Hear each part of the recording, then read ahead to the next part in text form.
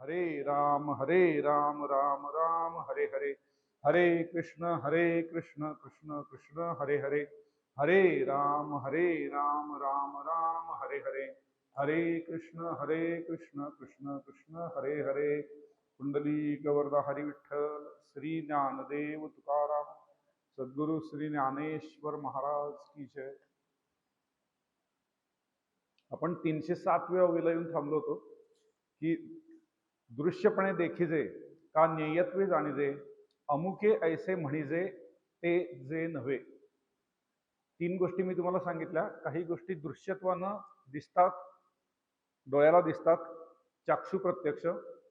ज्ञेयत्वे जाणिजे, काही दिसत नाहीत पण बुद्धीनं किंवा मनानं त्याचं आकलन करता येतं. आणि काही गोष्टी याच्या पलीकडे आहेत, ज्या दृष्टीला दिसत पण नाहीत आणि बुद्धीला किंवा मनानं जाणता पण येत नाहीत, तरी पण त्या आहेत. शुद्ध चैतन्य. आणि ते मात्र केवळ आणि केवळ शब्द या प्रमाणानं आपल्याला स्वीकार करायचं आहे. जे आता अव्यय पदाला प्राप्त होतात ते पद, तीन गोष्टी सांगितल्या तो. अव्यय पद, ते पद सांगणारा श्रीकृष्ण आणि अर्जुन. आता ते पद आणि श्रीकृष्ण भिन्न आहेत का श्रीकृष्णच ते पद आहे, याचा उहापोह आपल्याला करायचा आहे. या संशयाचे निराकरण पुढच्या श्लोकामध्ये केलेलं आहे. श्लोक क्रमांक 6 आहे. न तद्भासते सूर्यो न शशांको न पावकः यद्गत्वा न निवर्तन्ते. आणि मग शेवटच्या ज्या चरणामध्ये आलेलं आहे, तद्धामम परमम मम. ते जे पद मी तुला सांगतोय ते म्हणून, ते पद मीच आहे. इथं सगुण आणि निर्गुण याचा किती छान निवाडा केलाय बघा. जे म्हणायलाच नको की म्हणजे सगुणातनं काहीतरी वेगळी अनुभूती येते आणि निर्गुणातनं काही वेगळी अनुभूती येते. सगुण निर्गुण दोन्ही एकच आहे, दोन्ही तूच आहेस. नेत्र, मन आणि वाणी, इथं तीन गोष्टी घेतलेल्या आहेत. न तद्भासते सूर्य, सूर्य त्याचं प्रकाशन करू शकत नाही. दॅट द सन इल्युमाइन्स नॉट, सूर्य त्याचं प्रकाशन करू शकत नाही. Nor the moon nor fire. आता याचा आपल्याला इम्प्लाइड मिनिंग म्हणजे लक्षार्थ जाणून घ्यायचा आहे. That is my supreme abode. तद्धाम परमम मम, ते माझं घर आहे. Going whether they return not, तिथं गेल्यानंतर जीव परत येत नाहीत, ते माझ्या स्वरूपालाच प्राप्त होतात. नेत्र, मन आणि वाणी. आता इथं सूर्य, चंद्र आणि अग्नी या तीन गोष्टी ज्या घेतलेल्या आहेत त्या कशासाठी घेतलेल्या आहेत, तर नेत्र, मन आणि वाणी यांच्या अधिष्ठात्री देवता ज्या आहेत त्या अनुक्रमे सूर्य, चंद्र आणि अग्नी आहेत. आपण म्हणतो ना कसे सूर्यासारखे तेजस्वी डोळे आहेत, रूपाचा सुजाणू डोळा, आणि त्याची अधिष्ठात्री देवता जी आहे ते सूर्य आहे. मन जे आहे जाणण्याचं, त्याची अधिष्ठात्री देवता चंद्र. आणि बोलणं जे आहे, आपण म्हणतो ना एखाद्याची वाणी प्रखर आहे, तर त्याची अधिष्ठात्री देवता अग्नी आहे. पण या तिन्हींचा तिथं उपयोग होत नाही. या तिन्ही त्याचं वर्णन करू शकत नाहीत, असा याचा लक्षार्थ आहे. स्व अभिन्न या पदार्थाचा मी या शब्दाने निर्देश केला जातो. स्व अभिन्न, स्वपेक्षा भिन्न नाही, तो म्हणजे मी. स्वभिन्न आहे, स्वतःपेक्षा काहीतरी वेगळं आहे. आता माझ्यासमोर ठेवलेला मायक्रोफोन हा माझ्यापेक्षा वेगळा आहे, पण जवळ आहे ना, हा लांब नाहीये. त्याचा उच्चार हा मायक्रोफोन, हे टेबल स्वपेक्षा भिन्न आहे पण जवळ आहे. आणि स्वपेक्षा जे दूर आहे त्याचा उच्चार ते न केला जातो. ते, तो मला बाजारात भेटला होता, स्वतःपेक्षा भिन्नही आहे आणि लांबही आहे. स्वभिन्न पण दूर असेल तर त्या पदार्थांचा उच्चार तो, ती, ते या शब्दांनी केला जातो. बाय द वे, मुग्धता किती लोकांनी अनुभवली? मी तर अनुभवली.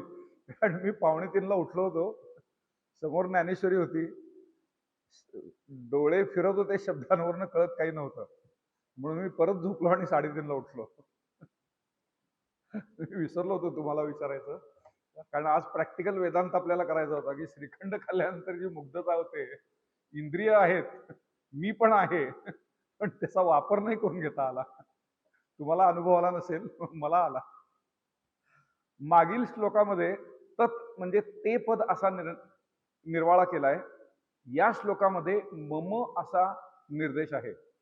यावरून ते पद माझ्याहून भिन्न नसून माझे स्वरूपच आहेत असं भगवान श्रीकृष्ण सगुण निर्गुण एकू गोविंदुरे या माऊलींच्या अभंगाचा इथं छान अर्थ लागतो बघा.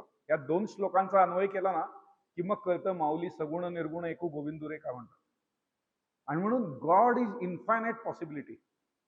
गॉड टॉक्स अर्जुन मध्ये परमहंस योगानंद म्हणतात की तुम्ही असं कसं म्हणता की म्हणजे मी तुम्हाला एक्सप्लिसिटली रिलिजन सांगणार नाही पण सांगायला हरकत नाही अब्राहमिक रिलिजन की देव सगुण कधी होऊच शकत नाही रे भाई. If your God is limited by something then it is not god. How god can be limited by something. At least आमचा तरी god is in illimitable possibilities. आता आपल्याकडे बघा ना की देवाला भक्तांचा कळवळा इकडं आहे. मूर्तींचा मेळावा करून भेटायला आलो म्हणतात 12 वाद्यात. मूर्तींचा मेळावा म्हणजे काय, मी धड कोणाचं घेईन शरीर कोणाचं. आता नरसिंह अवतार, सिंहाचं मुख आहे आणि शरीर माणूसच आहे. If your God is limited by something then it is not God ना. So in our scriptures or in our religion Vedanta शास्त्री सांगतं गॉड इज इन्फायनाइट पॉसिबिलिटीज. आणि आमचा गॉड हा इन्फायनाइटच आहे, तुमचा असेल फायनाइट. समजून घ्या, इतका सुंदर यातलं लक्षार्थ आहे ना. देव म्हणायचं, परब्रह्म म्हणायचं आणि त्याला मर्यादेच्या चौकटीत बसवायचं की तो सगुणात अवतार घेऊच शकत नाही. He sends only messenger. How? आमच्याकडे असं नाही. Anybody can become God and God can become anybody. Infinite possibilities. यावरून ते पद माझ्याहून भिन्न नसून माझे स्वरूपच आहे असे कळते. न तद्भासते सूर्यो या म्हणण्याने प्रत्यक्ष प्रमाणाचा निषेध केलाय.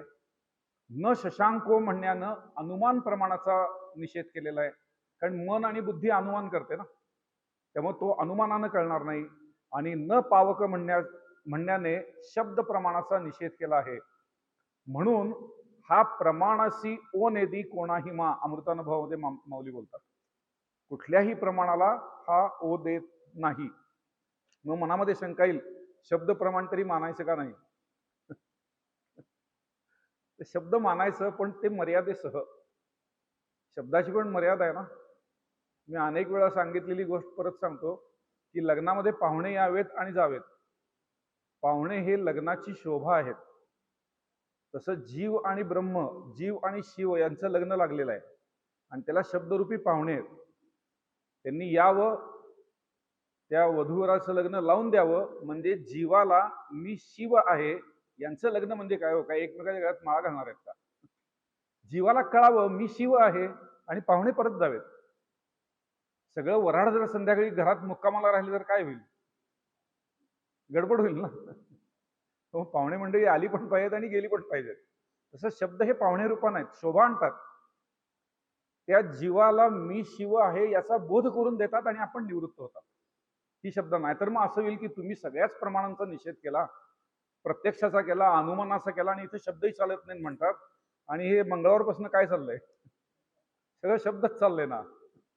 पण त्याची मर्यादा सांगितलेली आहे. असो, जगातील सर्व स्थानं स्वभिन्न आहेत. आता सगळ्या अधिक मास चालू आहे ना आणि जावयाला बोलवतात आपल्या घरी. काही ठिकाणं अशी आहेत की जिथं जावं पण लगेच परत यावं. जामात दशमग्रह, जावयानं फार राहू नये सासऱ्याच्या घरी. सासऱ्यांमध्ये दुसऱ्या तिसऱ्या दिवशी नको होतं. त्यामुळं काही ठिकाणे अशी आहेत की जावं पण लगेच परत यावं. काही ठिकाणं अशी आहेत की जिथं जावं पण त्याच्या थोडं पलीकडे पण जावं. जे तीर्थस्थान आहेत आपली, तिथं जरूर जावं पण तिथं केवळ देव्हाऱ्यातली मूर्ती, मठ, मंदिर, चंद्रभागेचं स्थान यात अडकू नये. सत्संग करावा आणि थोडं या सगळ्याच्या बियॉन्ड जाण्याचा प्रयत्न करावा. आणि काही स्थानं अशी आहेत की तिथे एकदा जावं परत येऊच नये. पण ते याची दही याची डोळावर का, नाहीतर त्या स्थानाला नंतर पण एकदा नेतात, परत यायचं नाही म्हणून. वेदगंगेच्या पलीकडे आहे ना काहीतरी, तिथे नेतात सगळ्यांना. तसं नाही, याची देही याची डोळा, तिथं जायचं आणि परत यायचं नाही, असं ते स्थान जे आहे ना, ते तद्धाम परमम मम. जगातील सर्व स्थानं स्वभिन्न आहेत, म्हणून गेलेला परत येतो. सासऱ्याच्या घरी गेलेला वाण घेऊन परत येतो, तीर्थस्नानाला गेलेला हरिपाठ वगैरे काय काय पुस्तकं खरेदी करतो, परत येतो, आणि त्याचं वाचून अर्थ जो समजून गेलेला आहे, म्हणजे थोडक्यात त्याची जीवदशा सुटलेली आहे. हे फल दर्शवण्याकरता यद्गत्वा न निवर्तन ते असं म्हटलेलं आहे. तिथं गेल्यानंतर तो परत येत नाही.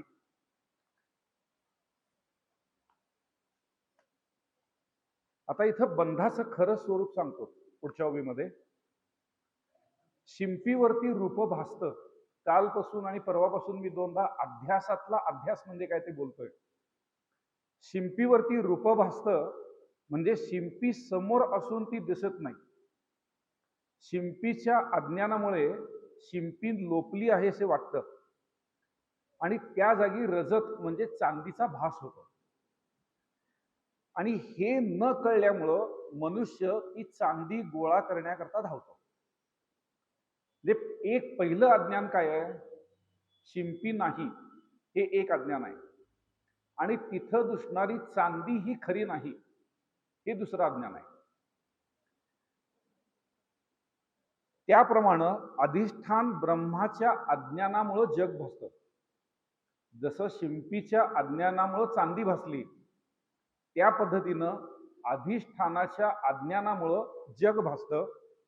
आणि हे न कळल्यामुळं म्हणजे अज्ञानाचं अज्ञान असल्यामुळं जग सत्य वाटतं. जग सत्य वाटण्याचं कारण काय आहे? अज्ञानाचं सुद्धा अज्ञान आहे, आणि याला माऊली म्हणतात निपटोनी जे नेणीजे ते अज्ञान शब्द बोली. अज्ञानाचंही अज्ञान, त्याच्यामुळे दृश्य जे जगत आहे ते खरं वाटायला लागतं, आणि खरं वाटायला लागल्यामुळे त्या जगाकडे हाव निर्माण होते, ती प्रवृत्ती निर्माण होते. एका अज्ञानाने जगाची प्रतीती आहे, आणि अज्ञानाच्या अज्ञानाने जग सत्य वाटायला लागतं. बर नुसतं जग सत्य वाटत नाही हो, त्याची सत्यता गिरवून गिरवून गिरवून आपण ती वाढवतो, आणि हे बंधाचं खरं स्वरूप आहे. रोज जे मनावरती बिंबवलं जातं ना, जग खरं आहे, जग खरं आहे, जग खरं आहे, आणि त्यातनंच मला खरा आनंद मिळणार आहे, त्यातनंच मला खरा आनंद मिळणार आहे, त्यातनंच मला खरा आनंद मिळणार आहे, हे बंधाचं खरं स्वरूप आहे. फार होईजे, माऊलींची ओवी अशी आहे, जैसे शिंपीपण हरपे तव तव खरे होय रूपे, का दोरी लोपता सापे फार होईजे. सत्यपणा रोज वाढत जातो गिरवल्यामुळं. खरं आहे, खरं आहे, हे सगळं खरं आहे, मान खरा आहे, अपमान खरा आहे, यश खरं आहे, अपयश खरं आहे, सुख खरं आहे, दुःख खरं आहे, फार होईजे. हा काल आपण बोललो ना, संस्कार रिपीट रिपीट रिपीट झाला. द्रोणापेक्षा अश्वत्थामा चिरंजीव का ठरला? गिरवत बसला ना. गिरवलं गिरवलं गिरवलं की कर्म विपाक आशय फार बळकट, कारण आपणच गिरवलेला आहे. जगत सत्यत्वाला कुणी गिरवलं? रोज आम्हीच गिरवलं. प्रत्येक घडणाऱ्या घटनेला सत्य मानून चाललो, हे आमचं गिरवण आहे. आणि त्याच्यामुळे माऊलींनी शेवटचं चरण केलेलं आहे, फार होईजे. हे खरेपण हे वाढतच जातं, आणि हे बंधाचं खरं स्वरूप आहे. याचा परिणाम असा आहे की ओवी क्रमांक 311 मध्ये सांगितलेला आहे. मी आता जी वरची ओवी उद्धृत केली, फार होईजे. रज्जू लोपली की सर्पाला सत्यत्व वाटून भाव येतो, तसे परमात्मा हरपला की चंद्र सूर्याला भाव येतो. ते चंद्र सूर्यच अंतिम आहेत असं खरं वाटायला लागतं. पण हे चंद्र सूर्य ज्याच्या आधाराने प्रकाशित होतात, त्या परमात्म्याचे प्रकाशन करू शकते, त्या परमात्म्याचं प्रकाशन करू शकत नाही. आपल्याला वाटतं ना एखादी गोष्ट खूप मोठी आहे, पण मी मजेनं म्हणतो की आपल्या तारांगणामध्ये आपल्या सूर्याच्या सगळ्यात शेवटचा दुसरा जो सूर्य आहे, त्याचं नाव आहे अल्फा सेंटॉरी. एक सूर्य दुसऱ्या सूर्याला हाय हॅलो म्हणेल का? एवढे मोठे असून त्यांच्यामध्ये अंतःकरण नाही, त्यामुळे चेतनाची अभिव्यक्ती नाही ना, म्हणजे त्या पद्धतीनं अभिव्यक्ती नाही, सूक्ष्म पद्धतीनं आहे. मग मोठा कोण? एवढासा जीव अंगठ्या एवढा. त्यांच्या अनुमानात आपण अंगठ्या एवढे पण नाही आहोत, पण आम्ही त्यांना ओळखतो, काय रे उगवलास काय म्हणून. मग मोठा कोण? मुका मोठा का ज्याला बोलायला येतो तो मोठा? ज्याला बोलायला येतो तो मोठा. ते मनुष्यदेह किती मोठा आहे बघा. सूर्य सुद्धा स्वतःला ओळखत नाही मी सूर्य आहे, पण मी त्याला ओळखतो हा सूर्य आहे म्हणून.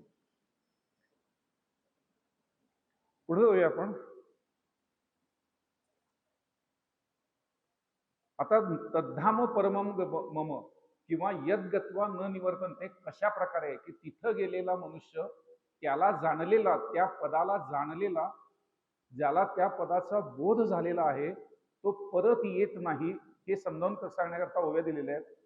नाना गेलिया अंतराळा न येतीची वन्ही ज्वाळा.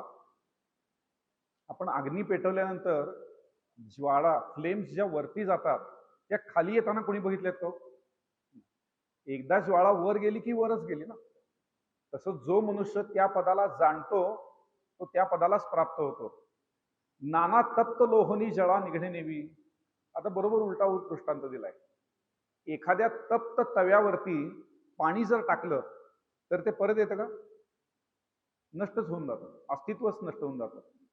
तेवी मजसी एकवट, त्या पद्धतीनं हे जे जीव आहेत ते आत्मज्ञानानं माझ्याशी एकवट होतात. जे झाले ज्ञाने चोखट, तया पुनरावृत्तीची वाट मोडली गा. त्यांना पुनरावृत्ती नाही, जन्म मरण रूपी संसार त्यांना प्राप्त होत नाही. माऊलींचा प्रमाणापेक्षा दृष्टांत आणि अलंकारावरती भर आहे बघा. आणि काल परवा मी कधीतरी बोलून गेलो, ज्ञानेश्वरीमध्ये 4,500 दृष्टांत आणि अलंकार आहेत. पुराणांच्या मध्ये कथा अधिक आहेत, शास्त्रामध्ये अनुमान किंवा तर्क जास्ती आहे. उपनिषदांच्या मध्ये कथा तुम्हाला मिळणार नाही, कमी आहेत. उपनिषदांच्या मध्ये तर्क आणि अनुमान जास्ती आहे आणि संत वाङ्मयामध्ये दृष्टांत जास्ती आहे. त्यामुळे संत वाङ्मय आपल्याला उपयोगाला पडतं. दृष्टांतामध्ये सुद्धा उभय पक्षी जो कळतो, खरा दृष्टांत कुठला, जो दोन्ही लोकांना कळला पाहिजे ना. आता इथे धरून चला, एखादा सॉफ्टवेअर इंजिनियर प्रवचनाला बसला आणि त्यानं आपल्या माहितीतल्या गोष्टींनी तुम्हाला ही गोष्ट समजावून सांगण्याचा प्रयत्न केला. आता तुमच्या इतकाच मी पण त्या सॉफ्टवेअर बद्दल अनभिज्ञ नाही, मला त्यांची भाषाही कळत नाही, तर त्या दृष्टांताचा काय उपयोग होणार? त्यामुळे दृष्टांत हा उभय पक्षाच्या माहितीचा असावा लागतो. आणि संत वाङ्मयामध्ये सामान्य मनुष्य आणि वक्ता या दोघांच्या परिचयाचे असणारे दृष्टांत दिलेले आहेत. थर्ड पार्टीला तिथं मध्ये उगीच घेतलेलं नाहीये. त्यामुळे संत वाङ्मय आपल्याला खूप जवळच आहे. आता हे सगळं झाल्यानंतर की यद्गत्वा न निवर्तन्ते तद्धाम परमं मम, अर्जुनाने एक अतिशय इंटेलिजंट शंका विचारली आहे. ती शंका काय ते बघूया.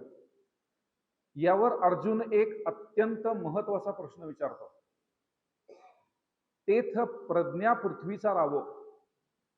आता अर्जुनाला काय विशेषण दिलंय बघा, प्रज्ञा पृथ्वीचा रावो. तो केवळ हस्तिनापूरचा राजा आता दाखवलेला नाहीये. प्रज्ञा पृथ्वी, बुद्धिमान मनुष्यांच्या मधला तो वरिष्ठ आहे. पार्थ म्हणे जी जी पसावो. पार्थ श्रीकृष्णाला विचारतो, महाराज आमची एक शंका आहे, परी विनंती एकी देतो चित्त देतो. तो कृष्णाला म्हणते चित्त दे, तू माझी शंका नीट ऐक. याला सलगीचं बोलणं म्हणतात, याला सख्य भक्ती म्हणतात. तुम्हाला एक प्रश्न विचारू का नाही, नीट ऐक मी काय विचारतोय.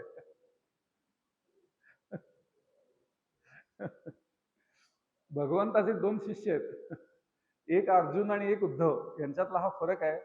अर्जुन अत्यंत बुद्धिमान शिष्य आहे, उद्धव मात्र भाविक आहे. उद्धव असता तर विनंती केली असती, भगवंता जरा विचारू का, तुला राग नाही ना येणार. त्याच उलट आहे, नीट ऐक म्हणतो, एक शंका आहे माझी उत्तर दे. किती छान आहे बघा, भावदर्शन आहे याच्यामध्ये. मुमुक्षुला विषय कळून घेण्याची जिज्ञासा आहे, म्हणून अर्जुनाच्या प्रश्नाला संशय म्हटलेला आहे. खंडन करून पाहणारे जे द्वैतवादी आहेत ना, ते सरळ सरळ आक्षेप घेतात, त्यांचा संशय नसतो. संशय आणि आक्षेप याच्यावरती हा आय हॅव अ डाऊट, मला एक शंका आहे, त्याचं निरसन करा, दिस इज ओके. पण तुम्ही बोलता हे चूक आहे, दिस इज आक्षेप. भेदवादी वेदांतावरती, अद्वैत वेदांतावरती आक्षेपाच्या भूमिकेतनं बोलतात. खरा मुमुक्षु जो आहे ना, त्याने एकदा ठरवलेलं आहे की विवेकानंद, ज्ञानेश्वर, आचार्य माझ्या कल्याणासाठी बोलतात. ते मला कळलं नसेल तर मी त्याला प्रश्न विचारावा आणि कळून घ्यावं. त्याच्यावरची भूमिका काय आहे? कळून घेण्याची भूमिका आहे. तुम्ही चूक आहे म्हणण्याची भूमिका नाही. म्हणून अर्जुनाचा प्रश्न हा आक्षेप नाहीये, संशय आहे. It's a query, not even doubt, it's a query. आता द्वैतवादी जो अद्वैतावरती आक्षेप घेतात तोच अर्जुन संशय रूपाने घेणार आहे. आक्षेप घेत नाहीये तो, संशय आहे. तरी देवेसी स्वये एक होती, मग मागवते जे न येती, ते देवेसी भिन्न आथी की अभिन्न जी. Do this who become one with God, तुझ्याशी जे एकरूप होतात अँड नेव्हर कम बॅक, ते परत येत नाहीत. मग do they exist as distinct from God or as one merged in God, ते देव स्वरूप आहेत का देवापासून भिन्न आहेत? ही सुरुवात आहे बरं का. त्याचं पुढे एक्सपान्शन बघायचं आहे. जे ज्ञानी स्वतः देवाशी एकरूप होतात आणि नंतर पुन्हाला जन्माला येत नाहीत, ते ज्ञान होण्यापूर्वी तुमच्याशी भिन्न आहेत का अभिन्न आहेत? थोडक्यात सांगायचे झाले तर यद्गत्वा, तर न निवर्तनते कसं, आणि न निवर्तनते तर यद्गत्वा कसं, असा हा प्रश्न आहे.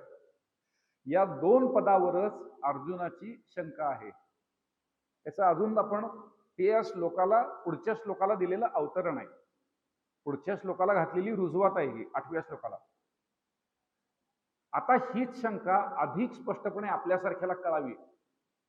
आता त्यामुळे माऊलींनी विस्तार केला. मी आधीच तुम्हाला म्हटलं, ज्ञानेश्वरी हा भगवद्गीतेवरचं वार्तिक किंवा एक्सपांडेड कॉमेंट्री. आता ना माझं संस्कृत चांगलं आहे, मला माहित नाही तुमच्यापैकी किती लोकांचं संस्कृत चांगलं आहे.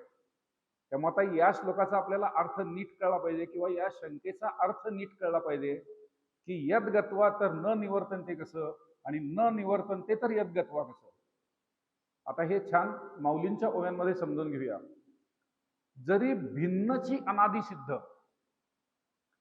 ते पूर्वीपासूनच जर भिन्न आहेत, तरी न येती हे असंबंध. पूर्वीपासून जर भिन्न असतील तर ते परत येऊ शकत नाहीत, हे तुझं बोलणं चूक आहे. कसं?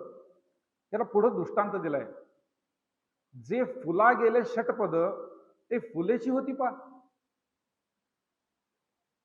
फुलामधला मधुरस घेण्याकरता, हनी घेण्याकरता, मध घेण्याकरता षटपद म्हणजे भ्रमर, भुंगा, काही म्हणा, तो गेला तर तो परत येणार नाही.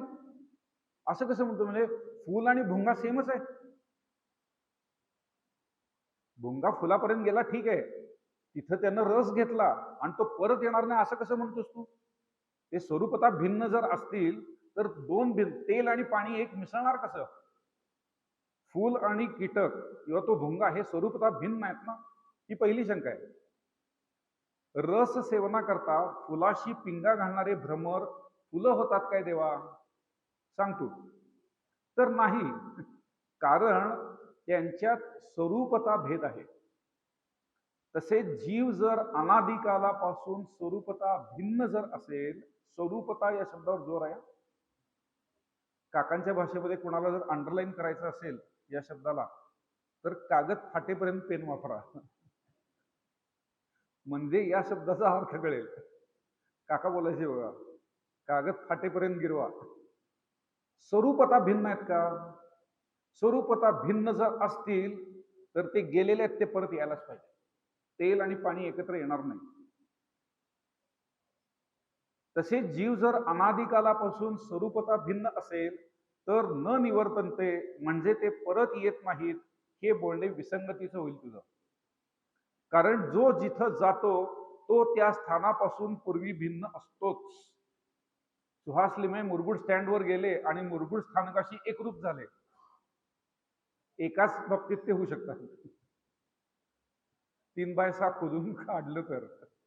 नाहीतर संध्याकाळी परत 8च्या घंटेला यायलाच पाहिजे. आता यद्गत्वासाठी दुसरा दृष्टांत आहे. अर्जुनाचा प्रश्न कळावा म्हणून हे सगळं चाललंय. ना तरी तुची ते स्वभावे, तरी कोणे कोणेसी मिळावे. दोघच जर पाणीच असतील किंवा दोघच जण तेलच असतील, स्वरूपता सारखेच जर असतील, तर मिळायचं कोणी कोणाला? हे पाणी त्या पाण्यात मिळालं असं म्हणण्याला काय अर्थ आहे का?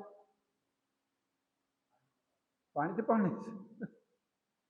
आपण अशी आपण रूपावे शस्त्रे केवी, आणि असं जर तू म्हणायला लागलास तर सुरीनं स्वतःला खोचून घेतलं असं म्हणावं लागेल. सुरी इतर पदार्थांना खोचते हे आम्हाला मान्य आहे. सुरी स्वतःला खोचून घेईल. आता या माझ्या 2 शंकांचं ते उत्तर दे. हा महामती प्रज्ञा पृथ्वीचा रावय, तर ते प्रज्ञा अंतःकरणाचा रावय. ते पण व्यवस्थित उत्तर देणार आहेत. अंतरिक्षाचा राव आहेत ते, हा पृथ्वीचा राव आहे. ते ज्ञानी स्वरूपता जर तूच असतील तर यद्गत्वा हे बोलणे विसंगतीचे होईल. कारण अभिन्न जर असेल तर कोण कोणाला प्राप्त होणार?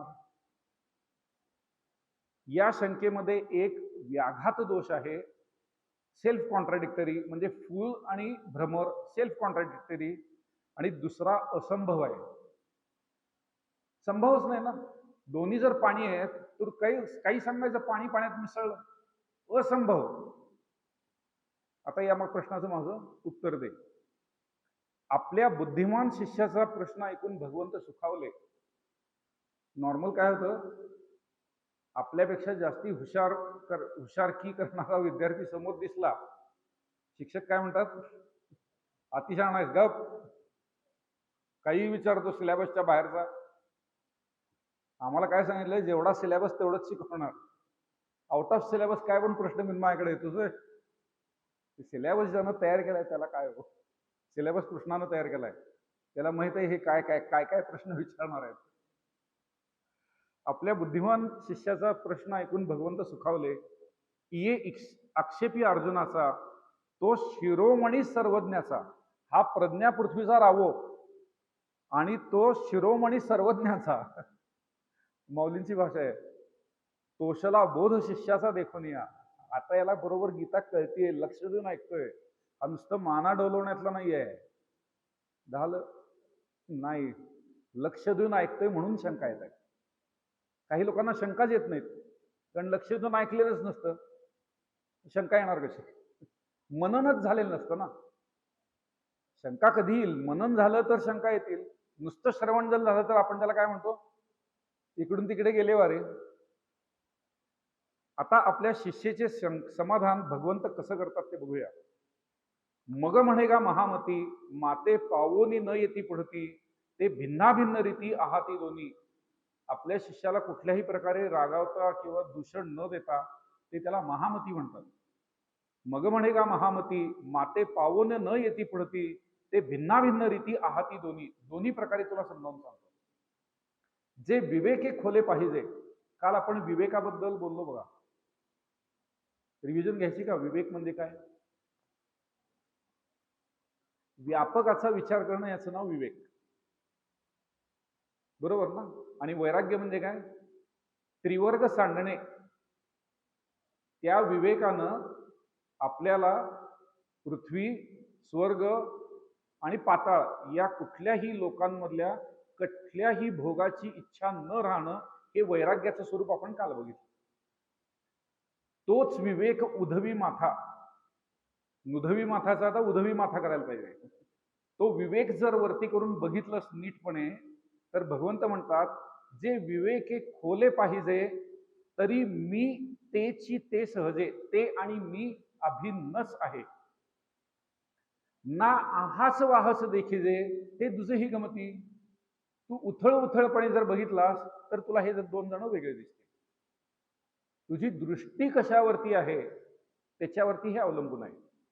वरवर विचार केलास तर जीव आणि ईश्वर याच्यामध्ये भेद आहे.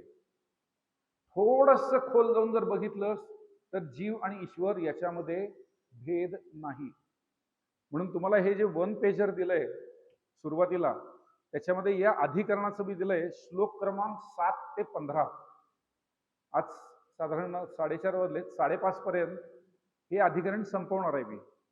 जीव आणि ईश्वराचा अभेदच आहे हे श्लोक क्रमांक 7 पासून श्लोक क्रमांक 15 पर्यंत सांगितलेलं आहे. भगवंत म्हणतात, हे महाबुद्धिमान अर्जुना, मला प्राप्त होऊन जे पुन्हा जन्माला येत नाहीत ते भिन्न आणि अभिन्न असे दोन्ही प्रकारे आहेत.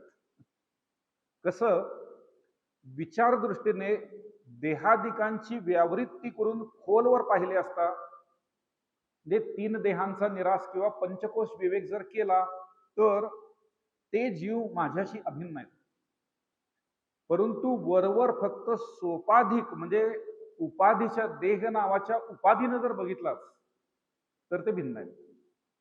आणि मी सकाळी बोललो त्याप्रमाणे गाढ झोपेमधल्या आनंद या रूपानं सगळेजण सारखे आहेत कुणामध्ये, पण उपाधीनं जर बघितलं हा वेगळा, हा वेगळा, हा उजव्या कुशीवर झोपलाय, हा डाव्या कुशीवर झोपलाय, हा पालथा झोपलाय, हा वर तोंड करून झोपलाय आणि अनेक प्रकारे लोक झोपतात. पण आनंद तुम्ही कसेही झोपला असलात तरी आनंद सारखा आहे, काही आनंदामध्ये फरक नाही. परमार्थामध्ये खोल बघावं लागतं. अर्थात संसारामध्ये सुद्धा खोल जाऊनच संसार कालावा लागतो. उथळ बघून कधी संसार नीट होत नाही. जग कार्य जेवढं खोल आहे त्याच्यापेक्षा अविद्या खोल आहे. Ignorance is deeper than what we see. आणि अविद्या जेवढी खोल आहे त्याच्यापेक्षा सुद्धा ब्रह्म अधिक खोल आहे. कारण माया ही अनुमानानं कळते आणि ब्रह्म हे फक्त शब्द प्रमाणानं कळतं.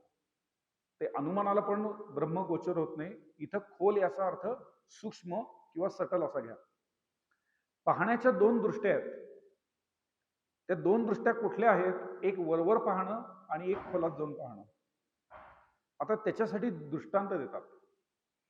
जैसे पाणीयावरी वेगळं तळपता दिसती कल्लोळ, येरवी तरी निखिळ पाणीच ते. काल मी बऱ्यापैकी याचा उहापोह केला. वरवर जर बघितलं तर पाण्यावरती जे तरंग दिसतात ते वरवरच्या दृष्टीनं बघितलं तर आपण म्हणतो ना, समुद्रावर लाट आली आहे. समुद्र आणि लाट वेगळे आहेत. येरवी तरी निखिळ पाणीच ते. वेदांत लाटेनं त्या जीव लाटेला काय सांगितलं? थोडं बघ तू, तुला काय दिसेल? सगळ्या लाटांच्या मध्ये खाली वर पुढं माग सगळीकडं केवळ आणि केवळ पाणीच आहे. अजून एक दृष्टांत देतात. का सुवर्णाहुनी आणे लेणी गमती भिन्ने, मग पाहिजे तव सोने अवघेची ते. सोनाराची दृष्टी, वरची दृष्टी आहे ती सामान्य दृष्टी, सोनं वेगळं आणि लेणं वेगळं. आणि सोनाराची दृष्टी काय आहे? सगळ्या लेण्यांच्या मध्ये फक्त आणि फक्त सोनच आहे, ही सोनाराची दृष्टी. हे 2 दृष्टांत देऊन माऊलींनी पुढे सिद्धांत सांगितलाय की तैसे ज्ञानाची ये दिठी मजसी अभिन्नची ते किरीटी. ज्ञानदृष्टीनं जर तू बघितलंस तर सगळे जीव माझ्या स्वरूपाचेच आहेत, ते भिन्न नाहीत. येर भिन्नपण ते उठी अज्ञानास्तव.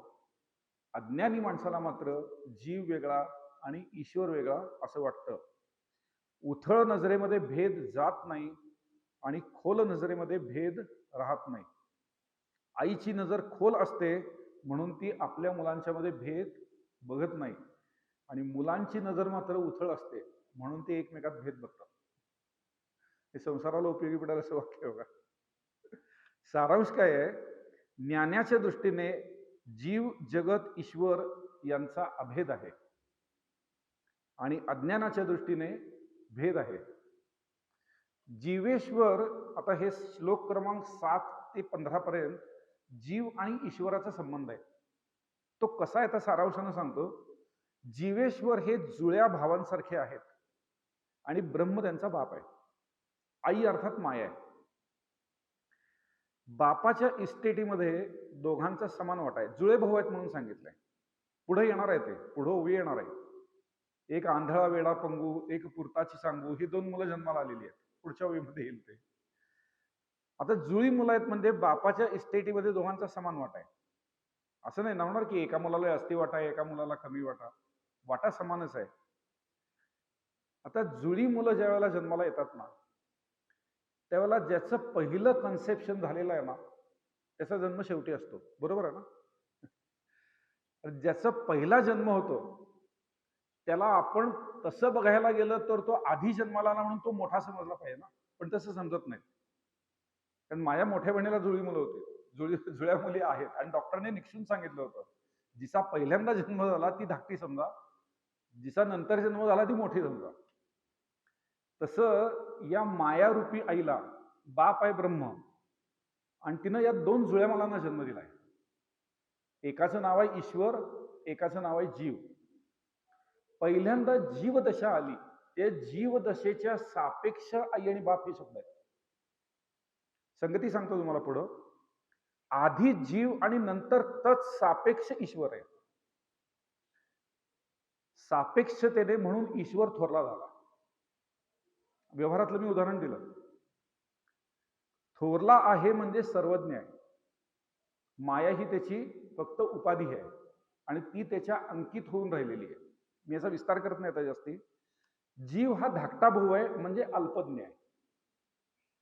आणि मगाशी आपण बोललो त्याप्रमाणे त्याच्या ज्ञानामध्ये जीवाचं आत्मस्वरूपाची ज्ञानाची विस्मृती पूर्ण कधीच होऊ शकत नाही बरं का. कधीच होऊ शकत नाही. आपण स्वतःच्या स्वरूपाबद्दल पूर्ण अज्ञानी कधीच असू शकत नाही. त्याच्याकरता पहिल्यांदाच मी तुम्हाला सांगितलं, माया सत्वरती कधीही पांघरून घालू शकत नाही.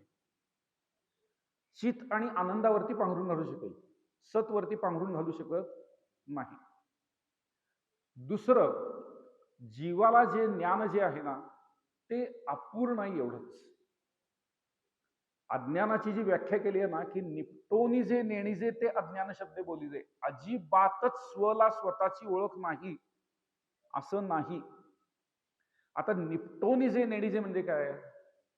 4-1 महिन्यापूर्वीपर्यंत कुणाला सुद्धा 100 पैकी 99 लोकांना होर्मुझ हे नाव माहिती नव्हतं, ऍटलिस्ट कोल्हापुरात तरी.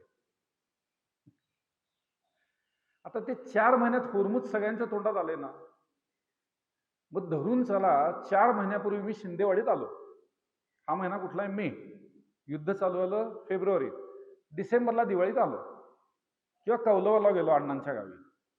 तिथे एखादा फळ विक्रेता बसला आणि मी त्याला म्हटलं असतं एक मला एक होर्मुझ दे रे, होर्मुझ कशी डझन? तो म्हणला असता हे कुठलं फळ? आमच्याकडे केळं मागा, सीताफळ मागा, पेरू मागा, हे होर्मुझ नावाचं काय मागताय?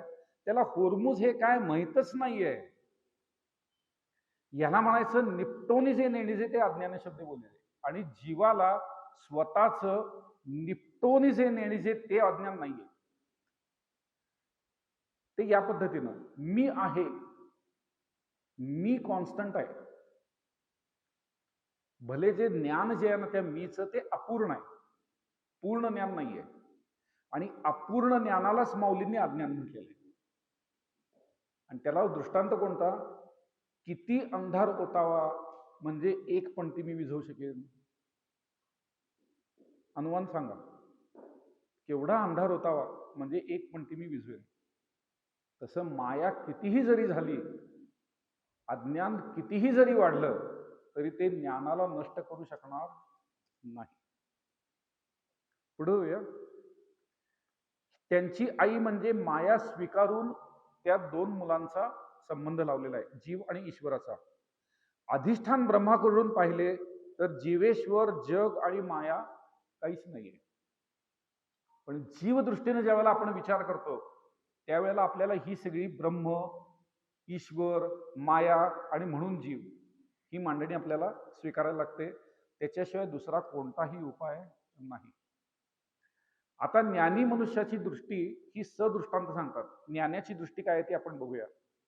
आघवेची आकाश सुनी पोटी, बिंबची जे आते खोटी, ते प्रतिबिंब के उठी के रश्मी शिरे, का कल्पांतीची या पाणिया, काय वोत भरिती धनंजया, म्हणून कैसे अंश अविक्रया एका मज. आकाशामध्ये आकाश आहे, त्यात सूर्य आहे. खालच्या पाण्यामध्ये सूर्याचं प्रतिबिंब पडतं ते आपण बघू शकतो. माऊली म्हणतात की आता असं तुम्ही इमॅजिन करा, असा विचार करा, तो सूर्य वाढत वाढत वाढत वाढत वाढत पूर्ण आकाशाला सूर्यानंच व्यापलं. ठीक आहे. तर आता सूर्याचं प्रतिबिंब कुठं पडेल? शक्यच नाही. तसं तो जीव, अपूर्ण ज्ञानाचा जीव ज्ञानानं परिपूर्ण झाला म्हणजे तुका आकाशा एवढा झाला. आता त्याच्या प्रतिबिंबामुळे निर्माण झालेले ईश्वर आणि जीव तुम्ही कुठं बघणार? शक्यच नाही. दुसरा एक दृष्टांत दिलाय का कल्पांतीची या पाणीया. कल्पांताला जलप्रलय, तेज प्रलय असे वेगवेगळे प्रलय सांगितलेले आहेत. इथं जलप्रलय सांगितलंय की कल्पांतीची या पाणीया काय वोत भरिती धनंजया म्हणून कैचे अंश अविक्रया एकामज. इतकं पाणी इतकं पाणी झालं की सगळी पृथ्वी पाण्यानं बुडाली. आता ती पृथ्वी संपूर्ण पाणीमय झाल्यानंतर ही विहीर, ही तळ किंवा ही नदी, हा त्याचा ओघळ,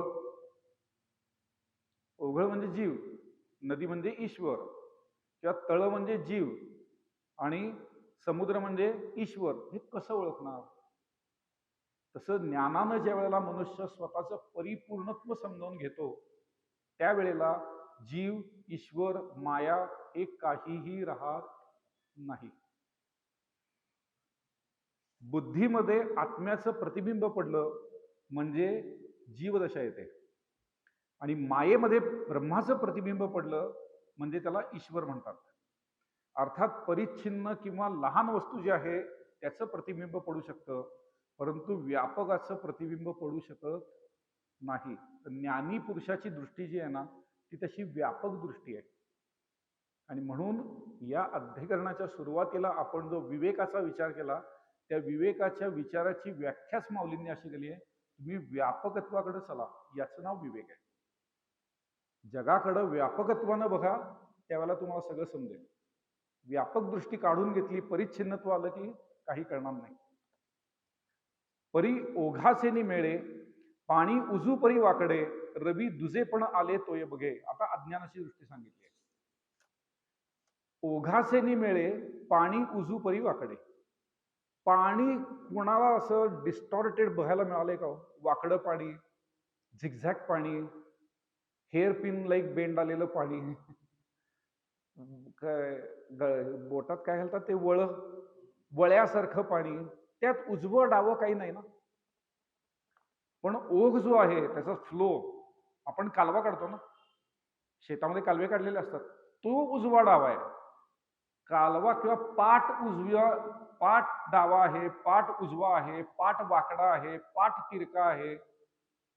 आणि म्हणताना माणूस काय म्हणतो, पाणी कसं तिरकं तिरकं चाललंय बघा. अरे पाणी तिरकं होऊच शकत नाही. जे तिरकं, वेटोळ, स्पायरल हे जे सगळं होतं ते पाठ होतं, पाणी शक्यच नाहीये. ही अज्ञानाची दृष्टी आहे की ब्रह्मजीव झालं, होऊच शकत नाही, भ्रम आहे तो. पण भ्रमाचा स्वीकार केला ना की मग जीवदशा मागे लागते. आता अजून एक आपल्या नेहमीच्या अजून थोडा सोपा दृष्टांत दिलाय. वरचा दृष्टांत आहे तो आभासवादाचा आहे बरं का, की परी ओघाचे निमेळे पाणी उजू किंवा वाकडे. आता जो दिलाय तो अवच्छेदवादाचा दृष्टांत दिलाय. जीवेश्वराची संगती लावण्याकरता आपल्याला 3 वाद म्हणजे प्रकार, त्याला आपण काय म्हणू, for the school of thought म्हणा तुम्ही. वाद म्हणजे समजावून सांगण्याची पद्धती. त्या 3 पद्धती आहेत: बिंब प्रतिबिंबवाद, अवच्छेदवाद आणि आभासवाद.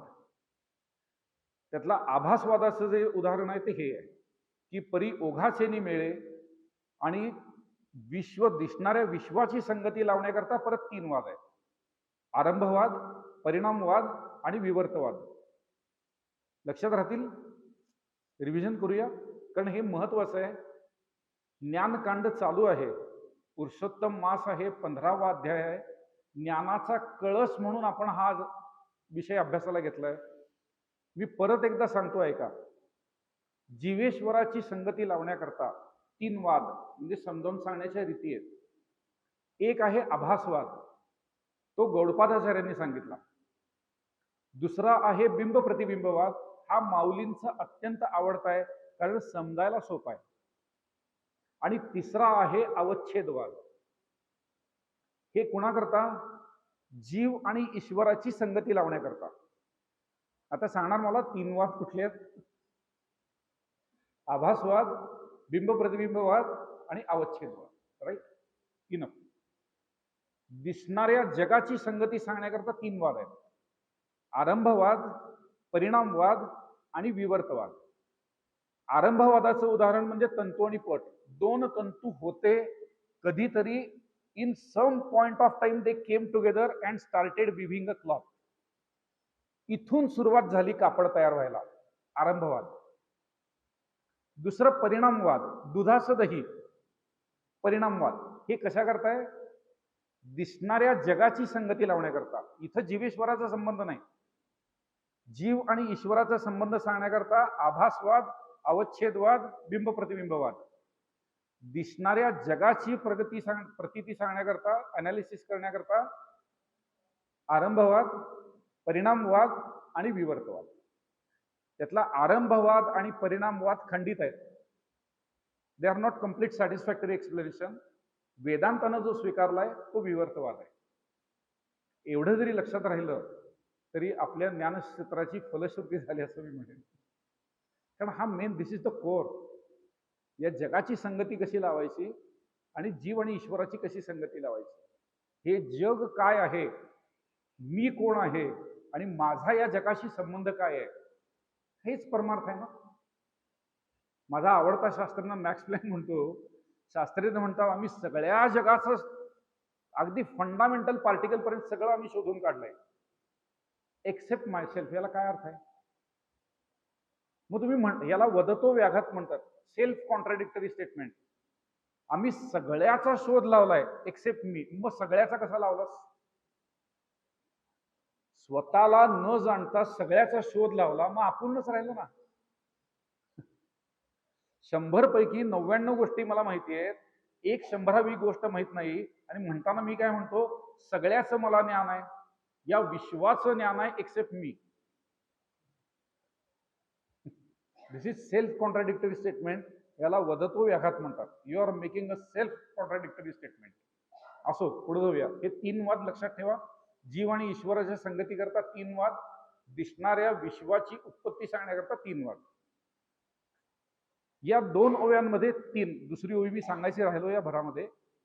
व्योम चौफळे की वाटोळे, हे ऐसे काही सयाही मिळे, परी घटमठी वेटाळे तैसेही आधी. एक्सप्लेनेशन द्यायला नको.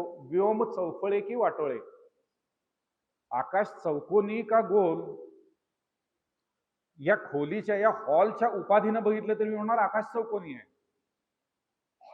आणि गोल गडू किंवा तांब्या या उपाधीनं बघितलं तर म्हणणार आकाश गोल आहे. पण तांब्यामुळं आकाश गोल झालं नाही, किंवा तांब्या तयार करताना त्यात गोल आकाश येऊन प्रविष्ट झालं नाही, किंवा या हॉलच्या भिंती पाडून टाकल्या तर चौकोनी आकाश महाकाशात मिसळलं नाही. ते फक्त आकाशच होतं. केवळ उपाधी रूपानं आम्ही त्याच्यावरती आरोप करत गेलो. गोल आकाश, चौकोनी आकाश, त्रिकोणी आकाश, षटकोनी आकाश. त्या उपाधी टाकून द्यायच्या. ओघामुळे नदी वाकडी दिसते, परंतु त्यातील पाणी वाकडं नाही. ऊस डोंगा परी रस नोहे डोंगा, काय भुललासी वरलिया रंगा.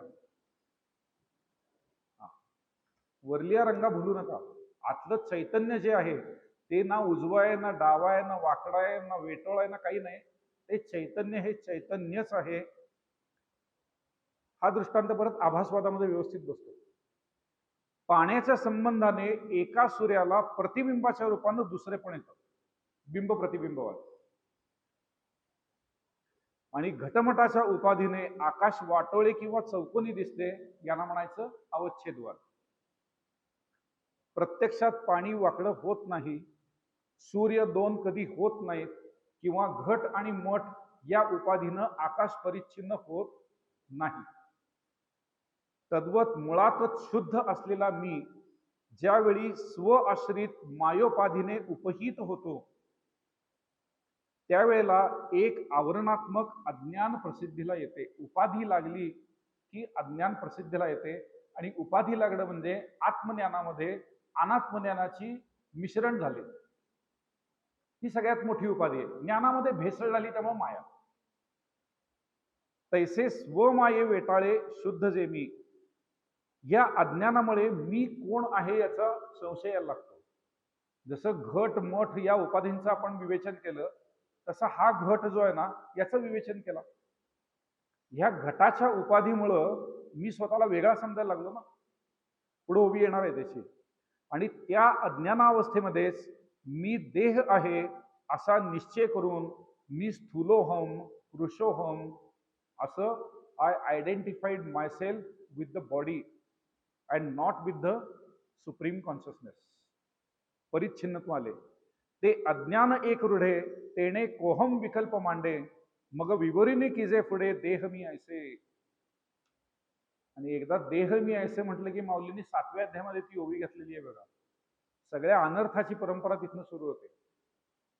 देह म्हणजे मी म्हटलं की संपलं सगळं. Now comes the greater teaching how spirit manifest as the soul in the next verse. हा सोल स्पिरिट जे आहे ना ते सगळ्यामध्ये अभिव्यक्त कसं झालेलं आहे. ब्रह्म सर्व वस्तूंच्या मध्ये कोणत्या पद्धतीनं त्याची अभिव्यक्ती झालेली आहे. ममैवांशो जीवलोके जीवभूत सनातन मन षष्ठानी इंद्रियाणी प्रकृतिस्थादिकर्षति. An eternal portion of myself, having become a living soul in the world of living, draws from external nature the 5 senses with mind, and for the 6th, सर्वभूती माझा अंश जाण मी असे अवघे व्यापून इंद्रिये मन आदी करून प्रकृती ते असे व्यापकपणी. मी याचं जास्ती इलॅबोरेशन करत नाही, थोडक्यात स्पष्टीकरण देतो. राखेमध्ये अग्नी लपून असतो. अन्न शिजवण्याकरता राखेचा उपयोग नाही, परंतु राख बाजूला सारून आतील स्फुल्लिंग चेतवले म्हणजे स्वयंपाक करता येतो. त्या प्रकारे प्रत्येकाने आपल्यातलं आत्मतत्व जे आहे ते जाणून घेतले पाहिजे. त्याच्या प्रकाशामध्ये जसं राख बाजूला करून जो मी अग्नी प्रकट करतो त्याच्यावरती मला स्वयंपाक करून जेवून ढेकर देता येते, तसं पंचकोश रूपी राख बाजूला करून आतलं स्फुल्लिंग चेतवलं म्हणजे आनंदाचं आरोहण करता येतं. राख बाजूला सारून अग्नी घेतला त्यावेळेला जड स्वयंपाक करून देहाचं भरण केलं, बरोबर ना. आणि अनात्म्याचं आवरण दूर करून आत्मरूप रूपी स्फुल्लिंग चेतवलं की आनंदाचा स्वयंपाक करून स्वतःला आनंदाचं आरोहण, स्वतःला रोज आनंद भरवता येतो. पण त्याकरता ही उपमा माऊलींनी दिलेली आहे. आता पुढची ओवी जी आहे ना ती ओवी मला फार आवडते. खूप खोल अर्थ आहे. ओवी सांगतो तुम्हाला. ऐसे शरीराची एवढे जे आत्मज्ञान वेगळे पडे ते माझा अंशू ऐसे आवडे थोडेपणे. अंश अंशीचा जो भाव आहे ना तो सांगताना काय सांगतात, ऐसे शरीराची एवढे जे आत्मज्ञान वेगळे पडे. ती उपाधी लावल्यामुळं आपण आता मग काल जो मी दृष्टांत दिला, एक एलईडी लॅम्प आहे एवढा चांगला 100 वॅटचा आहे, मस्त पांढरा प्रकाश पडतोय आणि त्याला जिलेटिन कागदाचं मी एक ह्युमन फॉर्म तयार केला. जिलेटिन कागद पूर्वी दिवाळीला कंदिलाला आपण आणायचो, लाल हिरवे पिवळे, आणि तो कागद त्याच्यावरती धरला, धरून चला तो निळा आहे हिरवा आहे पिवळा आहे काही. ऐसे शरीराची एवढे जे आत्मज्ञान वेगळे पडे. तो जिलेटिनचा ह्युमन फॉर्म मी जो तयार केला तो प्रकाशित झाला ना त्या एलईडी वरती ठेवल्यानंतर. आता प्रत्यक्षात ते आत्मज्ञान वेगळं पडलंय का हो? प्रकाश वेगळा पडलाय, पण मला वर्ण बघितलं तर भासतोय ना.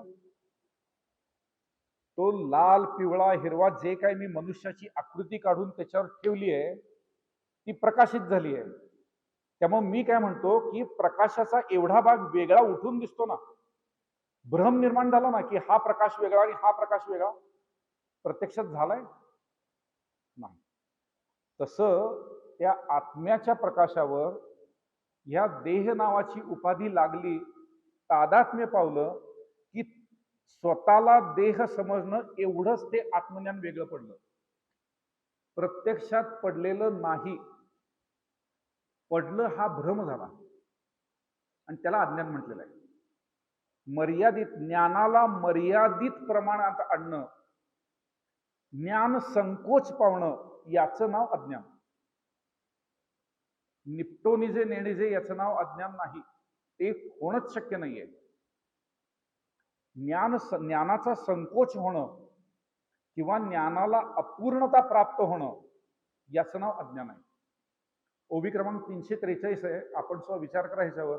ऐसे शरीराची एवढे जे आत्मज्ञान वेगळे पडे, ते माझा अंशू ऐसे आवडे थोडेपणे. मनुष्याला ते आवडायला लागतं. आवडे म्हणजे वाटते. मर्यादित ज्ञानामुळे जीव हा माझा अंश आहे असं वाटायला लागतं. अंशासारखा वाटतो, पण तो परमात्म स्वरूपच आहे हे सांगण्याकरता दृष्टांत देतात. सुरुवातीला काय सांगितलं? वाटतो, वाटण्याची शक्यता आहे अज्ञानामुळं, की आत्मज्ञान वेगळं पडलं आहे. पण या शंकेचा निराश सुद्धा माऊलीने लगेच पुढच्या ओवीमध्ये केलेला आहे. ओवी अशी आहे, समुद्र का वायू वशे तरंगाकार उल्हासे, तो समुद्रांशू दिसे सानिया जेवी. समुद्रावरती ज्यावेळेला वारा येतो त्यावेळेला त्या वाऱ्याच्या संयोगानं लाटा उत्पन्न होतात, आणि त्यामुळं अज्ञानी मनुष्याला समुद्र आणि लाट वेगळी आहे असं वाटतं.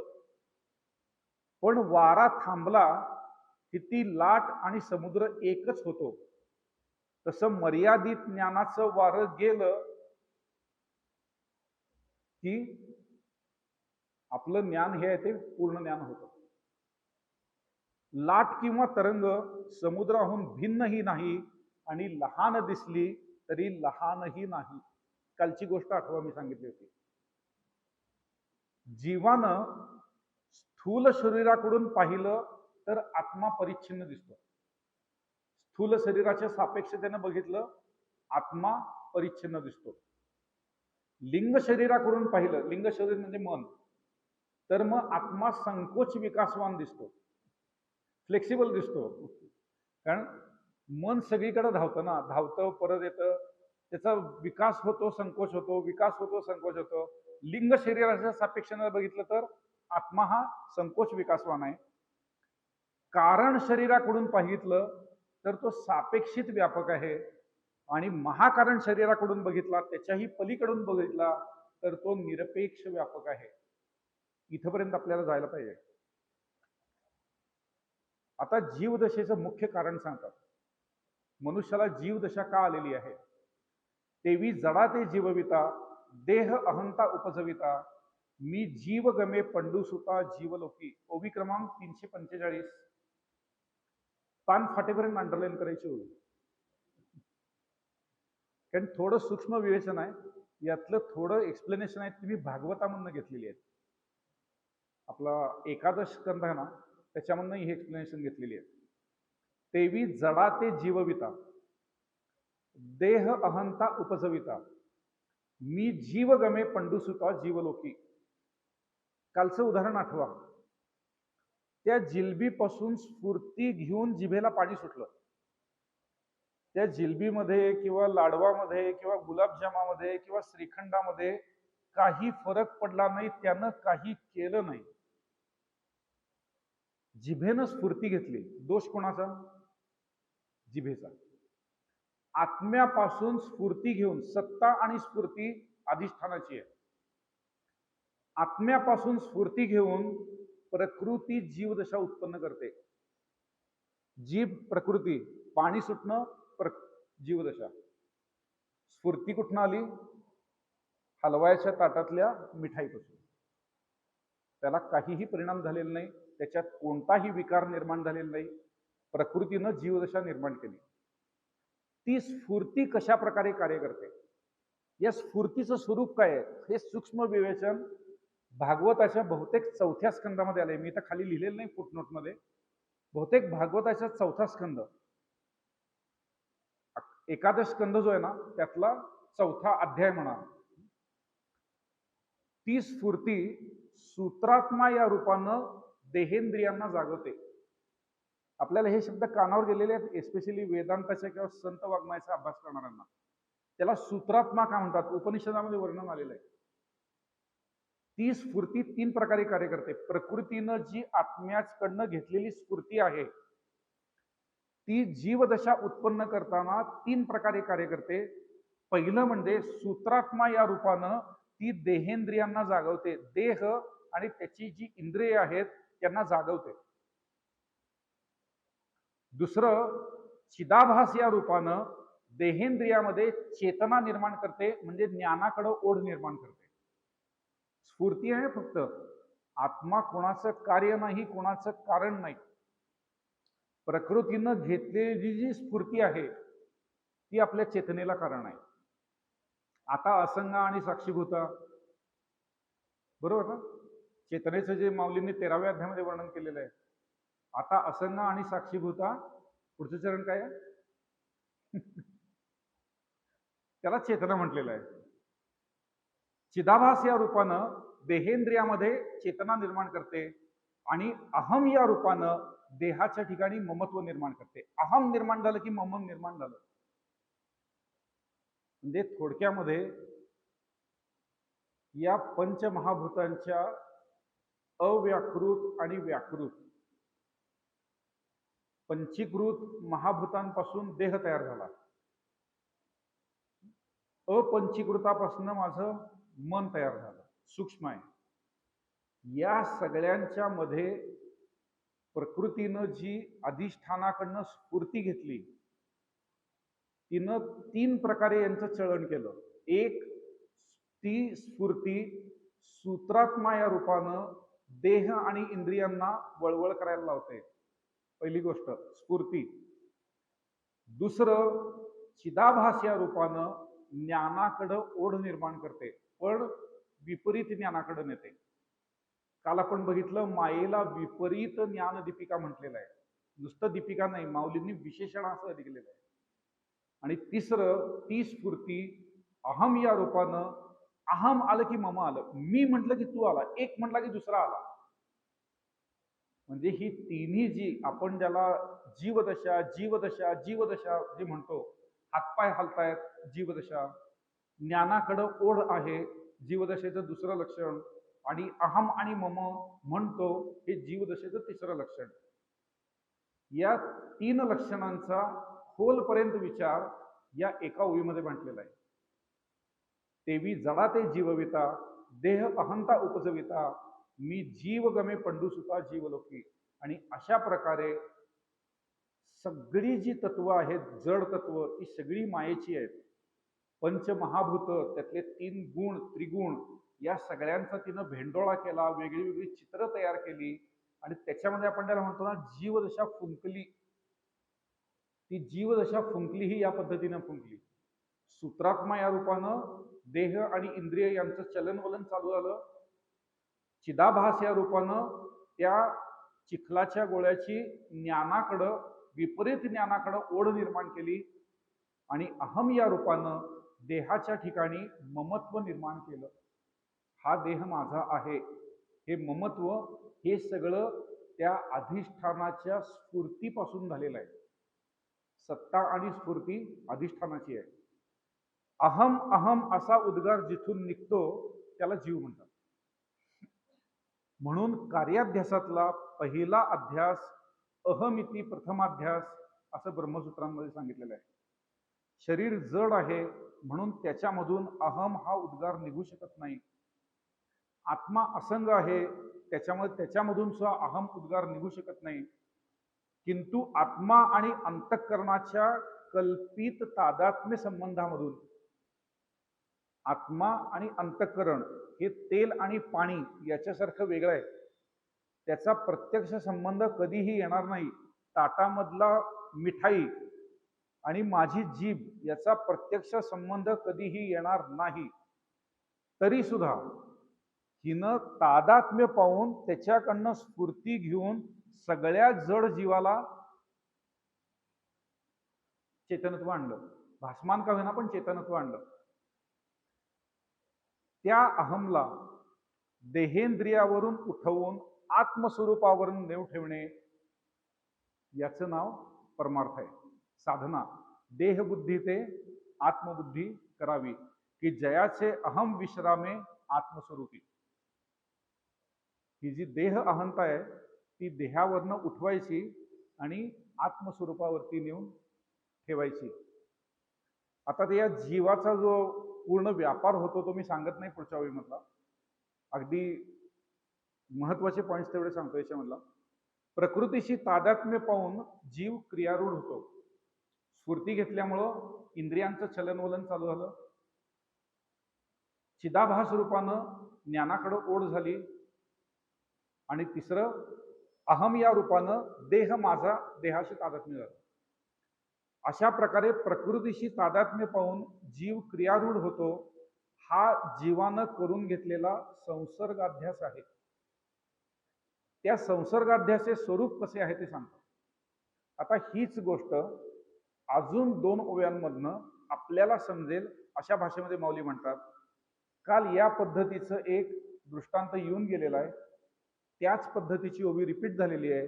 जैसा स्वप्नी परिव्रजे आपण या आपण कुटुंब होईजे, मग तयासेनी धाविजे मोहे सैरा, तैसा आपुलिया विस्मृती आत्मा आपणची प्रकृती, सारिखा गमोनी पुढती तियेसीच भजे.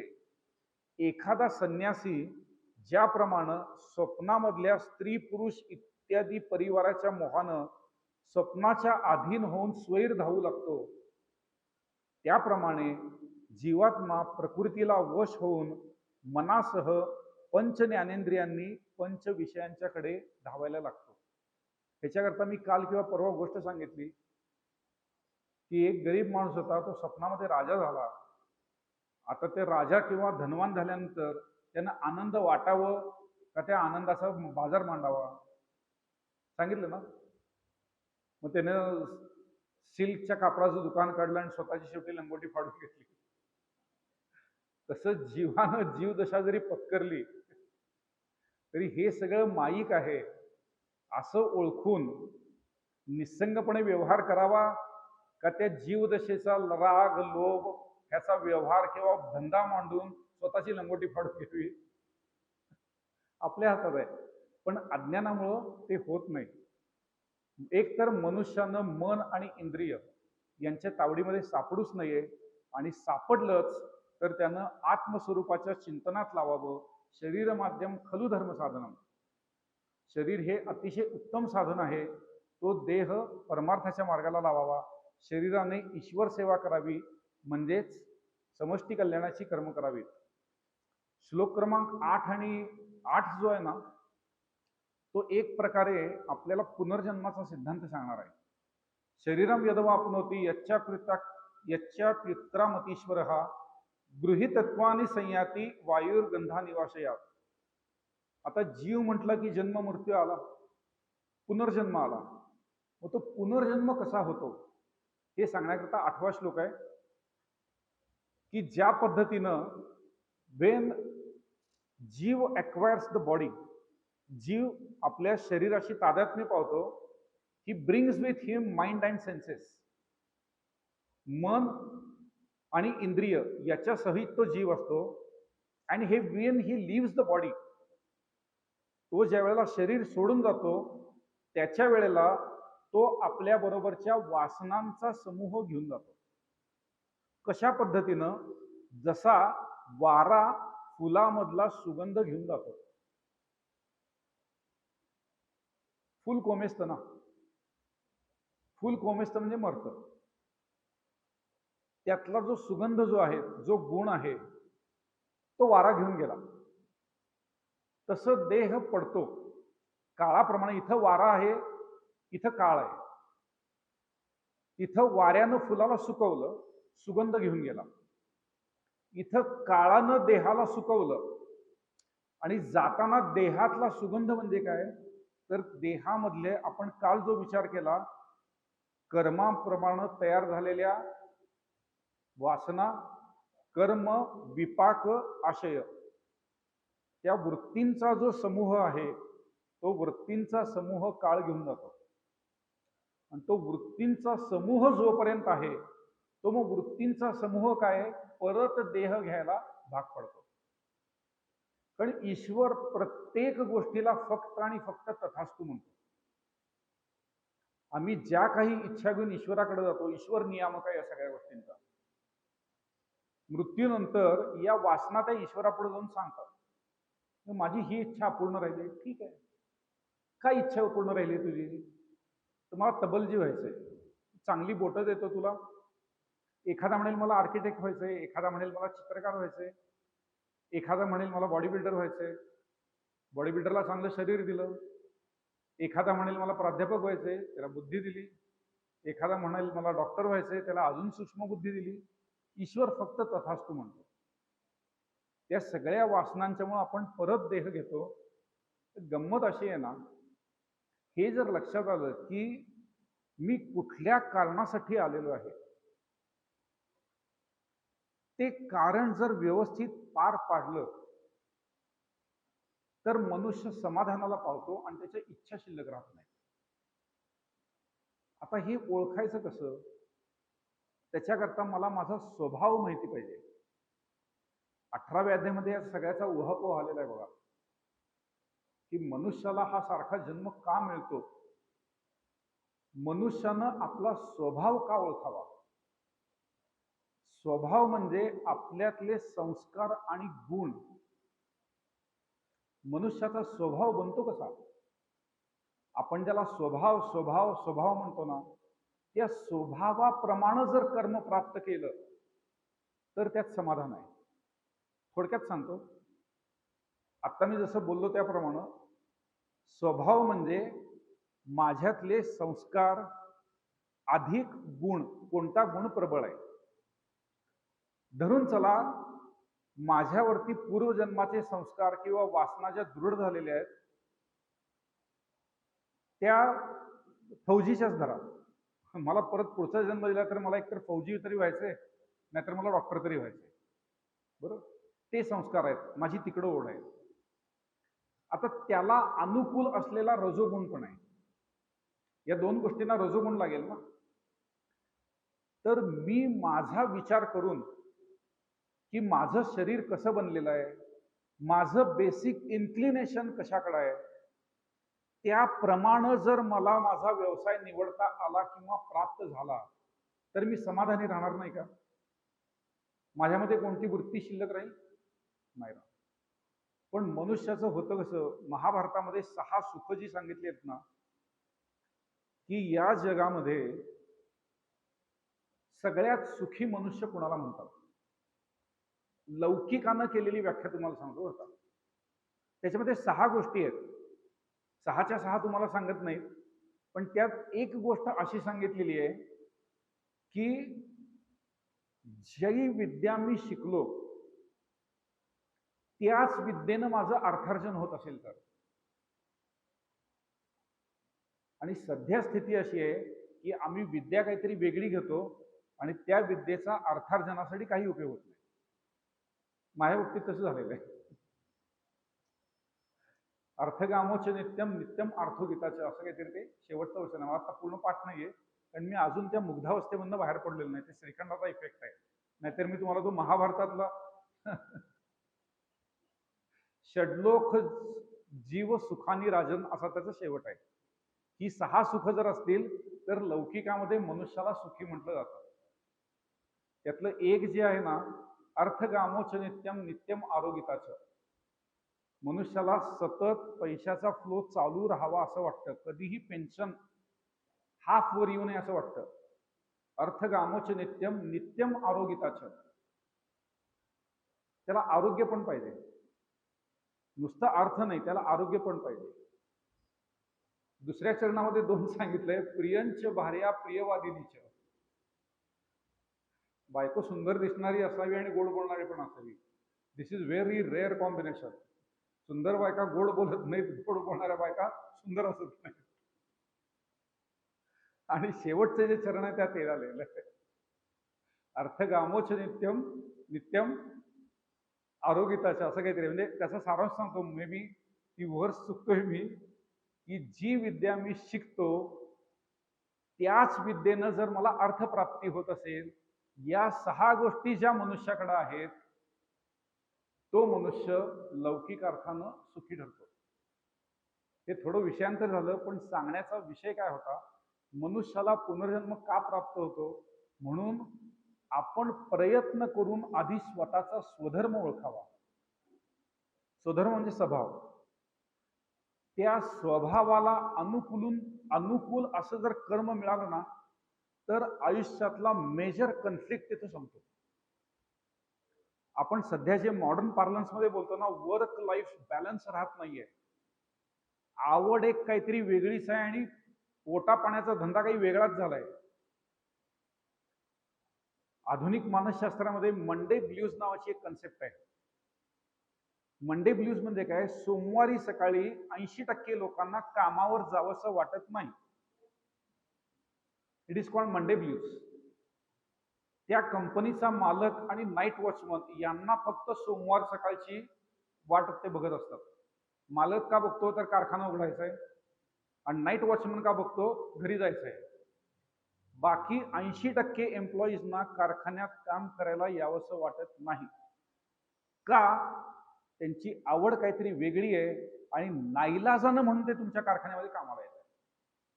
आणि म्हणून कामावर लक्ष लागत नाही. कामावर लक्ष लागत नाही याचाच अर्थ कर्तव्यामध्ये कुचराई होते. आणि कर्तव्यावरती कुचराई होते, कर्तव्यात कुचराई होते, कर्तव्याला मनुष्य कमी पडतो. याचंच नाव आहे पापाची निर्मिती होते. कर्तव्य विमुखता किंवा कर्तव्य कसूर यालाच आपण पाप म्हणतो. त्याच्यावरती जास्त इलॅबोरेशन करत नाही. आणि अशा जर मग अनसॅटिस्फाईड डिझायर्स राहिल्या असतील, अरे अरे काय सगळं आयुष्य माझं ब्रोकिंगमध्ये वाया गेलं देवा, पुढच्या जन्मी एक तर मला डॉक्टर तरी कर, नाहीतर धड दाकट मला कॅप्टन मेजर कर्नल असं काहीतरी कर, राहिली ना माझी इच्छा, पुढच्या जन्मी देव परत हो म्हणतो, ठीक आहे तथास्तु, गो बॅक अगेन. इथं आल्यानंतर तिसरंच काहीतरी होतं फक्त. हा पुनर्जन्माचा सिद्धांत आहे. म्हणून सगळ्यात महत्वाचं आहे, 18व्या अध्यायामध्ये खूप छान उहापोहा आला याचा. म्हणून ते सगळं दिलेलं आहे की स्वतःचे गुण ओळखा. ब्राह्मण, क्षत्रिय, वैश्य, शूद्र यांचं इतकं अनालिसिस 18व्या अध्यायामध्ये का केलेलं आहे? तुला काय बरं, ह्याच्यामध्ये क्रियमान स्वातंत्र्य आहे बरं का. तुला काय व्हायचे ठरव, या प्रोफेशनला हे गुण आहेत ते आत्मसात कर आणि हो ना. पण सध्या होतं कसं, गुण तर नाहीत पण त्या पदावर तर बसायचंय. प्रॉब्लेम येतो. मंडे ब्लूज लक्षात ठेवा. आणि हे पुनर्जन्माचं कारण आहे. इथं सांगण्याचा उद्देश एकच आहे. आणि अजून एक महत्वाचं, आपण जे पेपरमध्ये बघतो किंवा एकमेकांना बोलतो ना की ईश्वर त्याच्या आत्म्याला सद्गती देवो, शांती देवो, आत्म्याला कधीच म्हणू नका. ईश्वर जीवाला शांती देवो. आत्म्याला ना शांतीची गरज आहे ना सद्गतीची गरज आहे. हा जीव, आणि जीव म्हणजे वासनांचा समूह. ते वासनांचे समूह परत देह घेतात, परत देह घेतात, परत देह घेतात, परत देह घेतात. त्यातनं सुटका होत नाही. आणि हा जीव जो आहे ना, हे वासनांचा जो समूह आहे ना, त्याचं कर्तृत्व भोक्तृत्व शरीराशिवाय प्रकट होत नाही. मागं मला एकदा कोणीतरी फोन केला होता की स्वप्नामध्ये मी जर एखादं पाप केलं तर त्याचं प्रायश्चित्त घ्यावं का नाही. आता एक तर आम्ही सत्ययुगातले हरिश्चंद्राचे अवतार नाही. त्यानं ते स्वप्नात काहीतरी विश्वामित्राला का कोणाला तरी राज्य दान दिलं, तो शब्द खरा गेला. म्हणजे आम्ही आता तर हे सत्ययुग नाही आणि आम्ही हरिश्चंद्र नाही. पाप कधी अंगावर येतं? देह तादात्म्यपूर्वक कर्म केलं असेल तर ते पाप अंगावर येतं. कारण अधिष्ठानम तथा करता त्याच्यामध्ये 5 जे सांगितले ते 5च्या 5 असतील तर कर्तृत्व भोक्तृत्व अहंकारामुळे तुला त्या फळाचा तू धनी होतोस. स्वप्नामध्ये देह नावाचं अधिष्ठान तुझ्यावर, देहानं ते कर्म, जोपर्यंत एखादं कर्म देहानं घडत नाही ना तोपर्यंत त्याचं फळ तुम्हाला बांधील ना. नाहीतर आम्हाला किती पाप लागली असती हो. मनात किती पाप करतो आपण, इनन्युमरेबल असंख्य पाप मनानं करतो आपण. पण भागवतामध्ये दिलेलं आहे की केवळ मनानं केलेलं जे पाप आहे ना ते सत्ययुगात पाप म्हणून धरलं जायचं. कारण सगळेच हरिश्चंद्र होते. आता एखादा हरिश्चंद्र असतो, तेव्हा केवळ मनानं पाप केलं असेल ना तर ते पाप म्हणून धरलं जात नाही. नाहीतर का अवघड झालं असतं सगळं. कलियुगात हे एक एक्सेप्शन देऊन ठेवलंय की ते मनात आलेलं पाप जोपर्यंत शरीराद्वारे पूर्णत्वाला जात नाही तोपर्यंत तू त्या फळाचा धनी होत नाहीस. नाहीतर पुढचा जन्म आमचा अवघड होता खरोखर. असो, श्लोक क्रमांक 7 ते 15. जीवेश्वराची संगती, कारण वेळ संपत चाललाय, मी हे अधिकरण इथे संपवणार आहे. हे दोन जुळे भाऊ जे आहेत, जीव आणि ईश्वर, त्यांचं स्वरूप सांगतो. खूप सुंदर माऊलींनी दिलेलं आहे. डायरेक्ट त्याच्यामध्ये जाऊया आपण. हे दोन भाऊ काय आहेत? श्लोक क्रमांक 16 आणि 20, मी 17 वगैरे मी उद्या घेतो. The supreme spirit beyond the perishable and imperishable. शेवटच्या अधिकरणाचं फक्त मी आज सुतोवाच करून ठेवतो. जीव आणि ब्रह्म आणि ईश्वर याची संगती लावून घेऊया आपण. द्वामिमौ पुरुषौ लोके क्षरक्षाक्षर एवच क्षर सर्वाणी भूतानी कूटोस्थक्षर उच्यते. There are two beings in the cosmos. या जगामध्ये, विश्वामध्ये दोन पुरुष आहेत. एकाचं नाव आहे डिस्ट्रक्टिबल, दुसरा इनडिस्ट्रक्टिबल, म्हणजे क्षर आणि अक्षर. The creatures are destructible and the कूटस्थ इज इनडिस्ट्रक्टिबल. सगळे जीव जे आहेत ते क्षर आहेत, आणि त्यातला साक्षी जो आहे, प्रमाता आहे, तो क्षर आहे. साक्षी जो आहे तो अक्षर आहे. आता मी तुम्हाला ही दोन बाळं जी सांगितली ना, त्या बाळांचं वर्णन करतो आणि थांबतो. यांचा बाप कोण आहे? ब्रह्म. आई कोण आहे? माया. ही दोन बाळं जुळी आहेत. त्यातला पहिला जन्माला आला तो धाकटा, तो जीव. दुसरा जो नंतर जन्माला आला, टाइम स्केलवरती तो नंतर आहे, पण वडिलकीच्या नात्यानं तो पहिला आहे, तो ईश्वर आहे. एवढं हे लक्षात राहील ना. दोन जुळी मुलं जन्माला आलेली आहेत. मायेच्या पोटाला ब्रह्मा आहे बाप. माऊलींनी किती छान वर्णन केले बघा. उत्तम पुरुषाचं ज्ञान देण्याच्या आधी क्षर पुरुष आणि अक्षर पुरुष याचं ज्ञान दिलेलं आहे. एक आंधळा वेडा पंगू येर सर्वांगे पुरता चांगू परी ग्राम गुणे संगू गढला दोघा. एक बाळ जे आहे ते म्हणजे जीव, तो आंधळा वेडा आणि पंगू आहे. आणि ईश्वर जो आहे येर पुरताची सांगू, त्याच्यात कोणतंही न्यून नाही, पुरताची सांगू. परंतु ते एकमेकाच्या संपर्कात का आले? तर एका गावात राहायला आले, म्हणजे या हृदयरूपी पुरीमध्ये राहायला आले. म्हणजे माझ्यातला प्रमाता आणि साक्षी. प्रमाता इज जीव, साक्षी म्हणजे ईश्वर. एक पुरुष आंधळा. आता आपलं जीवदशेचं इतकं सुंदर वर्णन केलेलं आहे ना.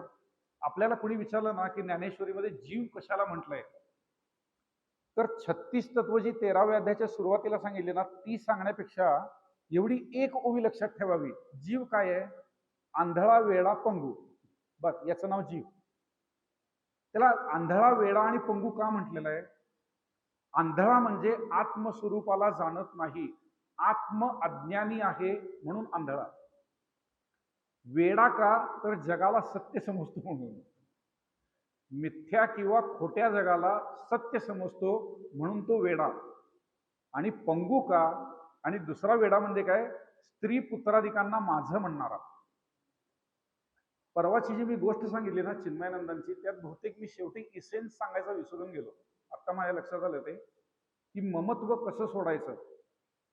शिवानंदांनी सांगितलं त्यांना, चिन्मयानंदांना गोष्ट सगळी सांगत नाही, की तुला समोर पर्वत बर्फाच्छादित शिखर दिसल्यानंतर आनंद वाटला ना, सातबाऱ्याला नाव नको लावू नको एवढं मी तुम्हाला सांगितलं, पण त्यांचं वाक्य सांगायला मी विसरलो. शिवानंदांनी एक वाक्य फक्त उच्चारलं, see you have the mountain but you do not possess the mountain.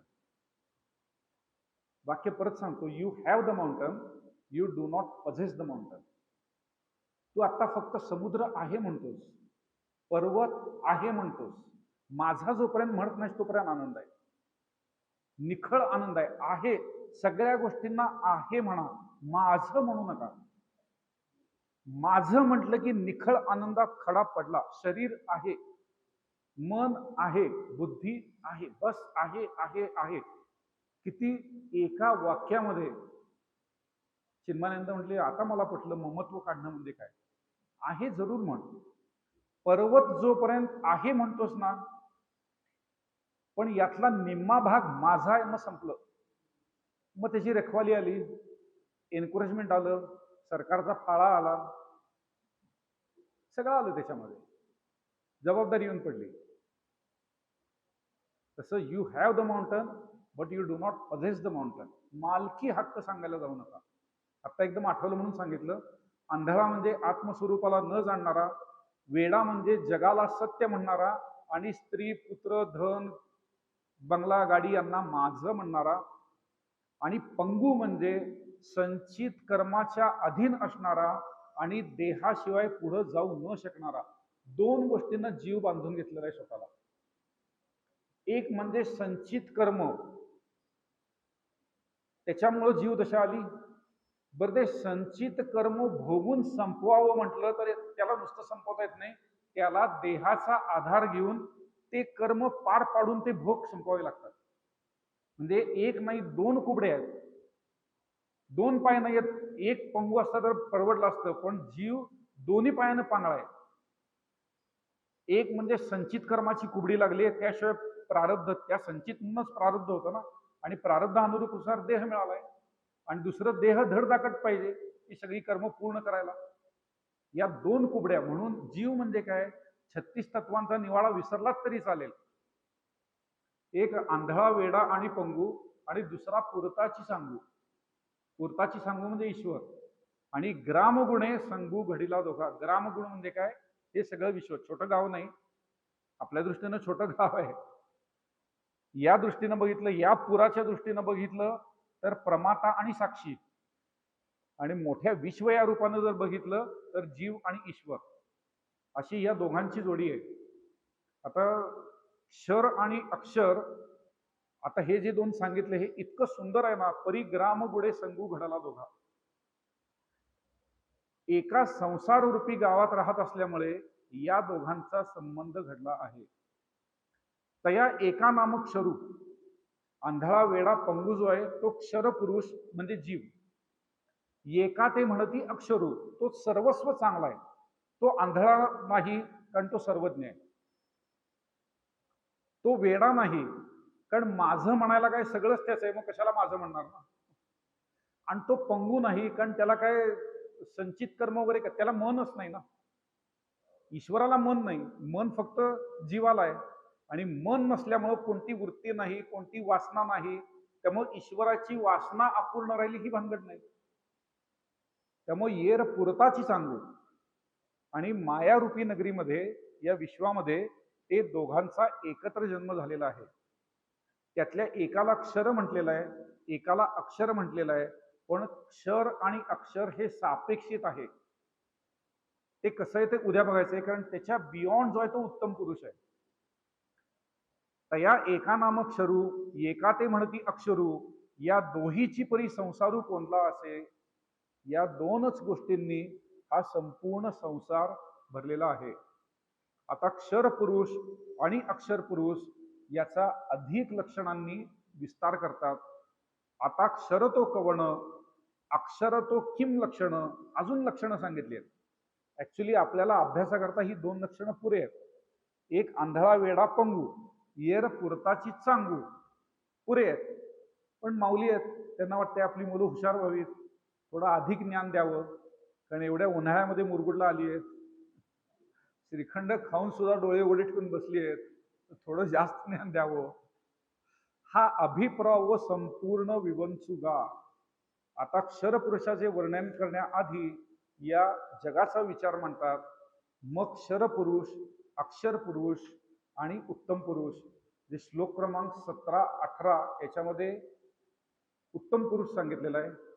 19व्या श्लोकामध्ये फलश्रुती सांगितलेली आहे, आणि 20व्या श्लोकानं समारोप केलेला आहे. 20वा श्लोक मी पहिल्याच दिवशी घेतला होता, आणि त्याच्यामध्ये या अधिकरणाचा अनुबंध चतुष्टय आलेला आहे. तर उद्या सकाळी आपण 9:30ला एकत्र येऊया. मला कदाचित 10-15 मिनिटं जास्ती वेळ लागेल, त्यामुळे त्या तयारीने या. म्हणजे ऍटलिस्ट या अध्यायाचं मर्म जे आहे उत्तम पुरुष जाणून घेण्याचं आहे. त्याच्या आधी आपल्याला हे जग म्हणजे काय, क्षरपुरुष म्हणजे काय, अक्षर पुरुष म्हणजे काय, आणि उत्तम पुरुष म्हणजे काय. एकूण श्लोक संख्या आहे 4, ओवी संख्या साधारण 150 आहे. रोज आपण 1.5 तासामध्ये 70 ते 80 ओव्या कव्हर करतोय. उद्या दुप्पट ओव्या कव्हर करायच्या आहेत. कदाचित मला थोडा जास्त वेळ लागेल, पण तुम्हाला पण अध्याय पूर्ण ऐकल्याचं समाधान वाटेल, आणि मला सुद्धा ही आपली प्रवचनमाला पूर्ण करण्याचं मला समाधान वाटेल. इथं आता थांबूया. उद्या सकाळी 9:30ला पुंडलिक वरदा हरी विठ्ठल श्री ज्ञानदेव तुकाराम सद्गुरु श्री ज्ञानेश्वर महाराज की जय. विठ्ठल विठ्ठल विठ्ठल.